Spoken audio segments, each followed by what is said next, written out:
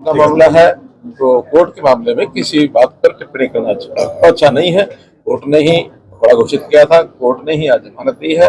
ये विषय एक जुडिशियल या जिसको कहना चाहिए लिटिगेशन, कोई भी विषय होता है कमेंट करना ठीक नहीं। कांग्रेस पार्टी तो ये कह रही है कि बीजेपी अब की बार हरियाणा से 10 नहीं बल्कि 2 सीटें जीत सकती है। कांग्रेस की बात हमारे मुंह में क्यों डालो भाई, आप अपनी बताओ, जनता से पूछ। राहुल वर्सेज मोदी। राहुल ने रायबरेली से बारम्बार किस तरह देखते हो? राहुल कौन सा वायनाड? नहीं, वायनाड कहाँ से पहले भरा? वायनाड को तो उन्होंने धोखा दिया। वायनाड से तो पता लगा कि हाँ भी वो वहां से हार नहीं आने वाले हैं, लेकिन चूंकि वायनाड से पहले से वो सांसद इसलिए दोबारा भरने उनकी मजबूरी थी।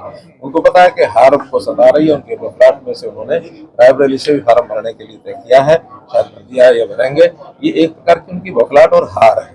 इस हार को निश्चित रूप से हम इसी ढंग से देखेंगे कि पिछली बार उनकी 52 सीटें आ गई थी और 450 से ऊपर सीटों पर उन्होंने लड़ाई लड़ी थी। इस बार उनकी लड़ाई ही 350 पर बन रही है, बाकी दूसरे दलों में बढ़ गई है। उनकी अपनी सीटें तो 52 से भी कम आएंगी, ऐसा मुझे लगता है। भूपेंद्र हुड्डा ने कहा कि सोनीपत में अब की बार बदला लेने का टाइम आ गया है और इसलिए ब्रह्मचारी को मैदान में उतारा है, तो साफ ठीक है। आपको मैंने बताया ना कि किसी विपक्ष के नेता की बात हमारे मुंह में डालेंगे अच्छा नहीं है, लेकिन फिर भी जनता जो कहने लगी है वो कहती है कि अगर हमने किसी दोनों भाइयों में से, आज मंच पर भी कहा है, लोग को अपने आप को कहते हैं मैं आपका भाई हूँ, लोग कहते हैं मोहनलाल जी हमारा भाई है, लेकिन अगर हमने अपने भाइयों से भी चुनाव लड़ना है तो दूसरी जो तुलना उन्होंने की है कि एक भाई राहुल गांधी का भाई है, एक भाई मोहनलाल का भाई अपना नरेंद्र मोदी का भाई है, तो हम नरेंद्र मोदी के भाई को देंगे, राहुल गांधी के भाई को देंगे। तो चुनाव तो राहुल गांधी और नरेंद्र मोदी के बीच दो भाइयों में या दो इस प्रकार के लोगों में नहीं है कि जनता को यह सोचना पड़े। जनता तो ये सोचती है कि हमने प्रधानमंत्री किसको देखना है, प्रधानमंत्री के नाते से जो 10 साल राज हुआ उसको और आगे बढ़ाते हुए जनता का एक मानस बना है। मोदी जी की गारंटी है जो व्यवस्था को साफ सुथरा करना, आगे बढ़ाना, देश को और आगे बढ़ाना, और हमारी गारंटी है कि हरियाणा से 10 की 10 सीटें हमको देंगे। बीजेपी किसे टक्कर मानती है? बीजेपी किसे जो है प्रचार के दौरान भी दिखाई दे रही है, कांग्रेस की प्रचार के दौरान भी दिखाई दे रही है, एसआर के ग्रुप नजर नहीं आता। चुनाव तक बनी रहेगी मुझे लगता है।